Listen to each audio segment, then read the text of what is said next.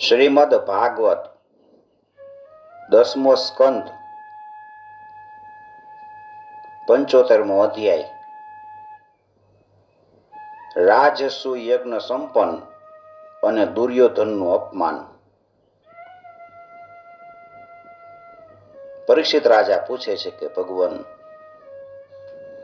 અજાત શત્રુ ધર્મરાજ યુધિષ્ઠિરના રાજસુ યજ્ઞ મહોત્સવને જોઈને જેટલા મનુષ્ય, ઋષિઓ, મુનિઓ, દેવતાઓ બધા આવ્યા હતા એ બધાને ખૂબ આનંદ થયો, પણ દુર્યોધનને બહુ દુઃખ સંતાપ થયો એવું આપના મુખેથી મેં સાંભળ્યું. એનું કારણ મને કયો. શ્રી સુખદેવજી કહે છે કે પરીક્ષિત, તમારા દાદા યુધિષ્ઠિર મોટા મહાત્મા હતા. એના પ્રેમ પાસથી બંધાઈને બધાય ભાઈ બંધુ બધાએ સૂર્ય રાજસુ યજ્ઞમાં જુદું જુદું સેવા કાર્ય સ્વીકાર્યું. ભીમસેન છે એ ભોજનાલયની દેખરેખ રાખતા હતા.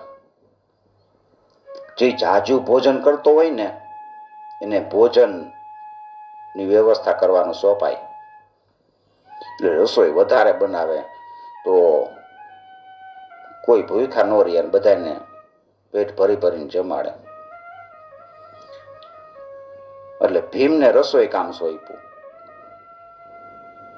દુર્યોધન કોષાધ્યક્ષ હતા. દુર્યોધનને રાજકોષનું બધો જે દાન પૂન કરવાનું હોય એ બધું એને સોંપ્યું. યુધિષ્ઠિર ને અર્જુનને કહે છે કે આ દુર્યોધન તો બધું ઊંધું વાળી દેશે. કૃષ્ણ ભગવાનને કહે. કૃષ્ણ ભગવાન કહે તમે ચિંતા ન કરો, એના હાથમાં કમળનું નિશાન છે, એટલે જેટલું દાન પૂન કરશે ને એનાથી ડબલ પાછું રાજકોષમાં આવી જશે. એટલે ઈર્ષાવશ દુર્યોધન બધાને ખૂબ દાન દક્ષિણા આપે છે. જેટલું આપે એનાથી ડબલ આવી જાય. સહદેવ એને અભ્યાગતોના સ્વાગત માટે, સત્કાર માટે નિયુક્ત કરવામાં આવ્યા. અને નકુલ છે એ જુદી જુદી પ્રકારની સામગ્રી એકત્ર કરવાનું કામ એને સોંપ્યું. અર્જુન છે ગુરુજનોની સેવા શુશ્રૂષા કરતા હતા. હવે સ્વયં ભગવાન શ્રી કૃષ્ણ એ બધા આવેલા અતિથિઓના ચરણ પખાડતા હતા. દેવી દ્રૌપદી છે ભોજન પીરસતા. ઉદાર શિરોમણી કર્ણ છે ખુલ્લા હાથે દાન આપતા. પરીક્ષિત, આવી રીતે સાત્યકી, વિકર્ણ, હાર્દિકીય, વિદુર, પુરુષવા વગેરે બાલિકના પુત્રો અને સંતર્દન વગેરે રાજસુ યજ્ઞમાં જુદા જુદા કામમાં નિયુક્ત હતા. એ બધા યુધિષ્ઠિરનું પ્રિય થાય એવું કામ કરતા હતા. પરીક્ષિત, જ્યારે ઋત્વિજો, સદસ્યો અને વિદ્વાનોનું તથા પોતાના ઈષ્ટ મિત્રો અને ભાઈબંધોના સુમધુર વાણી, વિવિધ પ્રકારની પૂજા સામગ્રી અને દક્ષિણાથી સારી રીતે સત્કાર થઈ ચૂક્યો તથા શિશુપાલ ભક્ત વત્સલ ભગવાન ના ચરણોમાં સમાઈ ગયો, ત્યારે ધર્મરાજ યુધિષ્ઠિર ગંગાજીમાં યજ્ઞાંત સ્નાન કરવા ગયો. ધર્મરાજ યુધિષ્ઠિર ગંગાજીમાં યજ્ઞાંત સ્નાન કરવા ગયા. જે વખતે તેઓ અવભૃત સ્નાન કરવા લાગ્યા ત્યારે મૃદંગ, શંખ, ભેરી, ઢોલ, નગારા અને શૃંગવાદીઓ વગેરેથી વિવિધ પ્રકારના વાજિંત્ર વાગવા લાગ્યા. નર્તકી હર્ષભેરથી નાચતી હતી. ગવૈયાઓના વૃંદ ગાવા લાગ્યા. વીણા, વાંસળી તથા ઝાંઝ, મંજીરા વગેરે વાદ્યોથી ધ્વનિ આકાશમાં ગુંજી રહ્યો હતો. સોનાના હાર પહેરેલા યાદવ, સૃંજય, કુરુ, કૈકલ અને કૌશલ દેશના રાજાઓ રંગબેરંગી ધજા પતાકાઓ સાથે ખૂબ સજાવેલા ગજરાજ, હાથી, ઘોડા અને વીર સૈનિકો સાથે મહારાજ યુધિષ્ઠિરની આગળ પૃથ્વીને કંપાવતા ચાલી રહ્યા હતા. યજ્ઞના સદસ્યો ઋત્વિજો અને અનેક શ્રેષ્ઠ બ્રાહ્મણો વેદ મંત્રોનો ઊંચા ઊંચા સ્વરથી પાઠ કરતા હતા. દેવતાઓ, ઋષિઓ, પિતૃઓ, ગંધર્વો આકાશમાંથી પુષ્પોની વૃષ્ટિ કરતા હતા. ઇન્દ્રપ્રસ્થના સ્ત્રી પુરુષો સુગંધિત દ્રવ્યો, પુષ્પોના હાર, રંગબેરંગી વસ્ત્રો, કિંમતી આભૂષણોથી સજી ધજીને એકબીજા ઉપર જળ, તેલ, દૂધ, માખણ વગેરે નાખીને ભીંજવતા હતા. એકબીજાના શરીરે ચોપડતા હતા. આ પ્રમાણે ક્રીડા કરતા કરતા સાથે ચાલતા હતા. વારાંડાઓ પુરુષોને તેલ, ગોરસ, સુગંધિત જળ, હળદર અને કેસરનો લેપ કરતી હતી અને પુરુષો પણ એ જ વસ્તુઓથી તેમને તરબોળ કરી દેતા હતા. એ સમયે આ ઉત્સવને જોવા માટે જેમ ઉત્તમોત્તમ મોટા મોટા સરસ વિમાનમાં બેસીને આકાશમાં અનેક દેવીઓ આવી હતી, એ જ પ્રમાણે સૈનિકો દ્વારા સુરક્ષિત ઇન્દ્રપ્રસ્થથી અનેક રાજમહિલાઓ પણ સુંદર સુંદર પાલખીઓમાં બેસીને આવી હતી. પાંડવોના મામાના દીકરા ભાઈ શ્રી કૃષ્ણ અને એના મિત્રો એ રાણીઓ પર વિવિધ પ્રકારના રંગ વગેરે છાંટી રહ્યા હતા. તેથી રાણીઓના મુખ લજામણા હાસ્યથી ખીલી ઉઠ્યા હતા અને ત્યારે બહુ સુંદર લાગતી હતી. એ લોકોના રંગ વગેરે નાખવાથી રાણીઓના વસ્ત્રો ભીંજાઈ ગયા હોવાથી એ સંકોચ અનુભવતા હતા. તેઓ પણ પિચકારી અને પાત્રોમાં રંગ ભરી ભરીને પોતાના દિયરો અને એમના મિત્રો ઉપર છાંટતા હતા. પ્રેમ ભરી ઉત્સુકતાને કારણે એમના ગૂંથેલા કેસ, વસ્ત્ર બંધન ઢીલા થઈ ગયા હતા તથા વેણીમાં ગૂંથેલા પુષ્પો ખરી પડતા હતા. પરીક્ષિત, એનો આ રુચિકર અને પવિત્ર વિહાર જોઈને મલિન અંતઃકરણ વાળા પુરુષોનું ચિત્ત ચંચળ થઈ ઉઠતું હતું, કામથી મોહિત થઈ જતું હતું. ચક્રવર્તી રાજા યુધિષ્ઠિર, દ્રૌપદી વગેરે રાણીઓની સાથે સુંદર ઘોડાઓ ચોતરેલા અને સોનાના હારથી સજાવેલા રથ ઉપર બેસીને અત્યંત શોભી રહ્યા હતા. જાણે સ્વયં રાજસૂય યજ્ઞ પ્રયાજ માટે વગેરે ક્રિયાઓ સહિત મૂર્તિમંત થઈ અને પ્રગટ થઈ ગયા હોય એવું લાગતું હતું.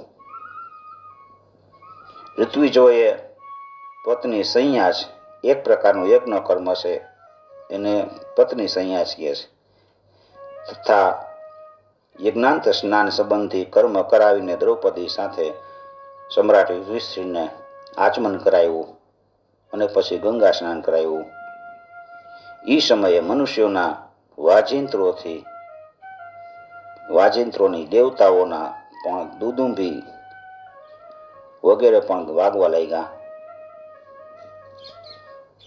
મોટા મોટા દેવતાઓ, ઋષિ મુનિઓ, પિતૃઓ અને મનુષ્યો પુષ્પની વૃષ્ટિ કરતા હતા. મહારાજ યુધિષ્ઠિરે સ્નાન કર્યા પછી બધાય વર્ણાશ્રમના લોકોએ ગંગાજીમાં સ્નાન કર્યું, કેમ કે આ સ્નાનથી મોટા મોટા મહાપાપી પણ પોતાના પાપના ભારથી મુક્ત થઈ જાય છે. ગમે એવું મોટું પાપ કર્યું હોય ને એ પાપના સમૂહથી મુક્ત થઈ જાય. સશ્રુસ્તત્ર તત સર્વે વર્ણાશ્રમ યુતા નરાઃ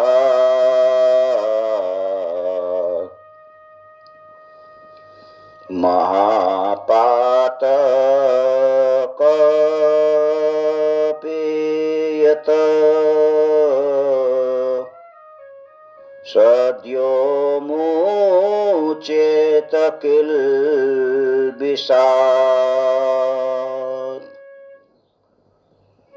ગમે એવું મોટું પાપ કર્યું હોય એ પાપમાંથી મુક્ત થઈ જાય. ત્યાર પછી ધર્મરાજ યુધિષ્ઠિર નવું રેશમી વસ્ત્ર અને ઉપવસ્ત્ર ધારણ કરી વિવિધ પ્રકારના આભૂષણોથી સજ્જ થઈ અને ઋત્વિજ, સદસ્ય, બ્રાહ્મણ વગેરેને વસ્ત્રાભૂષણ આપીને એની પૂજા કરી. મહારાજ યુધિષ્ઠિર ભગવત પરાયણ હોય એમને બધામાં ભગવાન જ દેખાતા હતા. તેથી તેઓ ભાઈ બાંધવો, કુટુંબીઓ, રાજાઓ, ઈષ્ટ મિત્રો, હિતેશી અને બધાય લોકોની વારંવાર પૂજા કરતા હતા. એ સમયે બધાય લોકોએ મનોહર કુંડળ, પુષ્પોની માળાઓ, પાઘડીઓ, લાંબા જામા, ઉપવસ્ત્ર અને મણિઓના કિંમતી હાર પહેર્યા હોવાથી દેવતા જેવા શોભી રહ્યા હતા. બધાય દેવતા જેવા લાગે. સ્ત્રીઓ ઈ પણ બે કાનમાં કર્ણફૂલ અને વાંકડિયા કેશની લટમાં બહુ જ સુંદર લાગતી હતી. તેમણે કટી પ્રદેશમાં સોનાના કંદોરા મેખલા પહેર્યા હતા. પરીક્ષિત, રાજસુ યજ્ઞમાં જેટલા લોકો આવ્યા હતા ને, ઋત્વિજો, બ્રહ્મવાદી, સદસ્યો, બ્રાહ્મણો, ક્ષત્રિયો, વૈશ્યો, શૂદ્રો, રાજાઓ, દેવતાઓ, ઋષિમુનિ, પિતૃ તથા અન્ય પોતાના અનુયાયીઓની સાથે લોકપાલ એ બધાની મહારાજ યુધિષ્ઠિરે પૂજા કરી અને પછી એ લોકો ધર્મરાજાની અનુમતિ લઈને પોતાને વતન જવા માટે વિદાય થઈ ગયા. પરીક્ષિત, જેમ મનુષ્ય અમૃતપાન કરતા કરતા તૃપ્ત થતો નથી, એ પ્રમાણે એ બધા લોકો ભગવત ભક્ત રાજર્ષિ યુધિષ્ઠિરના રાજસૂઈ મહાયજ્ઞની પ્રશંસા કરતા તૃપ્ત થતા નહોતા. બહુ પ્રશંસા કરે છે. પછી ધર્મરાજ યુધિષ્ઠિરે બહુ પ્રેમપૂર્વક પોતાના હિતૈષી, મિત્રો સંબંધી, ભાઈ બંધુ અને ભગવાન શ્રી કૃષ્ણને પણ રોકી લીધા, કેમ કે એમના વિયોગની કલ્પનાથી બહુ દુઃખ થતું હતું. પરીક્ષિત, ભગવાન શ્રી કૃષ્ણએ યાદવ વીર સાંબ વગેરેને દ્વારકા મોકલી દીધા અને પોતે રાજા યુધિષ્ઠિરની અભિલાષા પૂરી કરવા માટે, એને આનંદ આપવા માટે અહીંયા રોકાણ. આ પ્રમાણે ધર્મનંદન મહારાજ યુધિષ્ઠિર મહારથના મહાન સમુદ્રને, જેને પાર કરવો બહુ મુશ્કેલ છે, એ ભગવાન શ્રી કૃષ્ણની કૃપાથી અનાયાસે પાર કરી ગયા અને એની તમામ ચિંતા દૂર થઈ ગઈ. એક દિવસની વાત છે. ભગવાનના પરમ પ્રિય મહારાજ યુધિષ્ઠિર ના અંતઃપુરની સૌંદર્ય, સંપત્તિ અને રાજસુ યજ્ઞ દ્વારા પ્રાપ્ત થયેલું મહત્વ જોઈ દુર્યોધનનું હૃદય છે ઈર્ષાથી બળવા લાગ્યું છે. ઈર્ષા થઈ ગઈ, આની પાસે આટલું બધું અને આટલો બધો આનો યશ છવાઈ ગયો. ઈર્ષા થવા લાગી છે. પાંડવો માટે મય દાનવે જે મેલ બનાવ્યો હતો એમાં રાજાઓની સંપત્તિ, ઇન્દ્ર દૈત્યેન્દ્રોની સંપત્તિ, દેવેન્દ્રોની સંપત્તિ તથા વિવિધ પ્રકારની સંપત્તિઓ પ્રકાશતી હતી. તમામ શ્રેષ્ઠ સૌંદર્ય સર્વત્ર શોભી રહ્યું હતું. આ સંપત્તિ દ્વારા અંતઃપુરમાં રહેતા રાજરાણી દ્રૌપદી પોતાના પતિઓની સેવા કરતા હતા.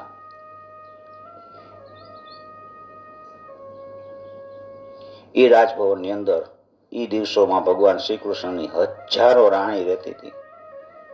ભારે નિતમને કારણે તેઓ જ્યારે રાજભવનમાં ધીરે ધીરે ચાલતી હતી ત્યારે એના ઝાંઝરનો ઝણકાર ચારે બાજુ સંભળાતો હતો.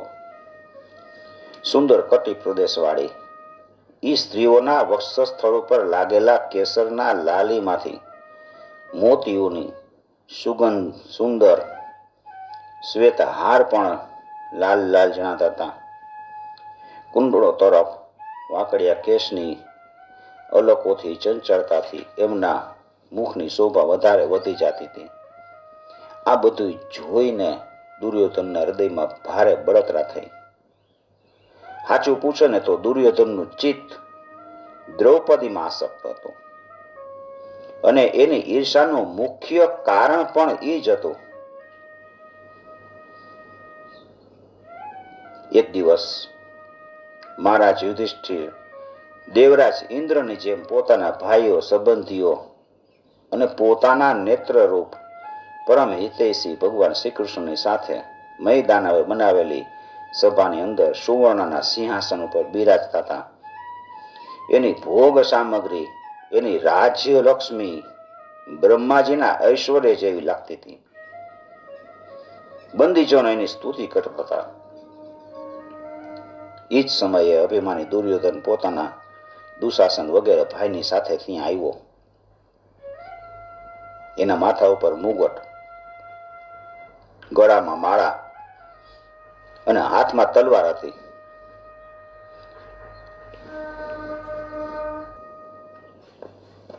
પરીક્ષિત ઈ ક્રોધના આવેશમાં આવી ગયો અને ક્રોધના આવેશમાં દ્વારપાલ અને સેવકોને ધમકાવતો હતો.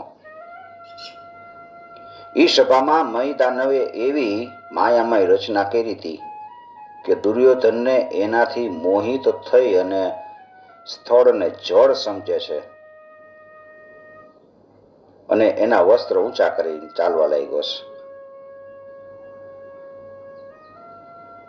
બધાએ જોયું કે આ દુર્યોધન એમ લાગે છે કાંઈ પાણી છે. વસ્ત્ર ઊંચા કર્યા અને બીજી જગ્યાએ જળ હતું, પણ લાગે એવું કે અહીંયા જમીન જ છે, સ્થળ છે. આ બધી મય દાનવની માયાવી રચના.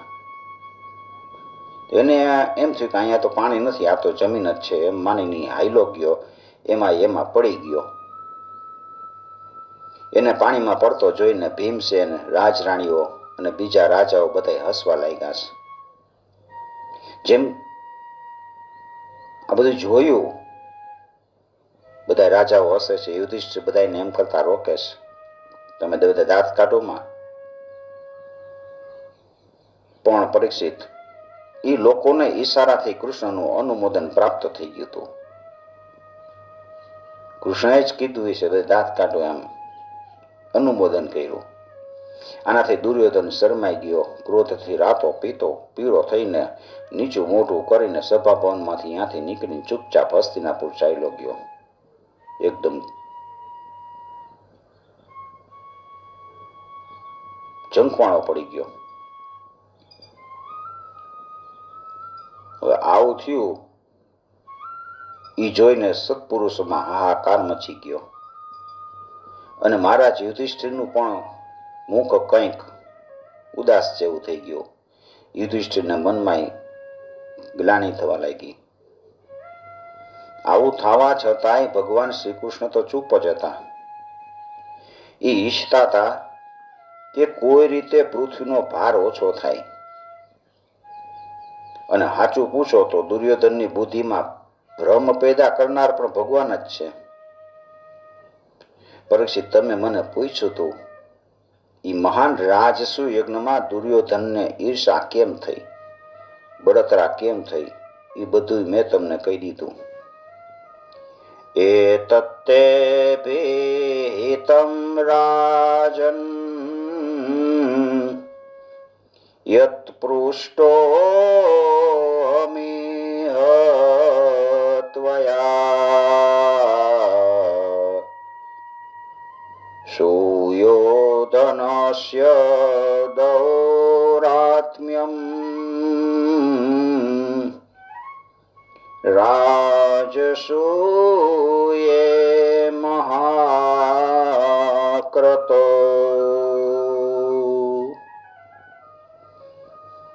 इति श्रीमद्भागवते महापुराणे पारमहंस्यां संहितायां दशमस्कन्धे उत्तरार्धे दुर्योधनमानभङ्गो नाम पंचसप्ततितमोऽध्याय. श्रीकृष्णार्पणं समर्पयामि. ओम नमो भगवते वासुदेवाय.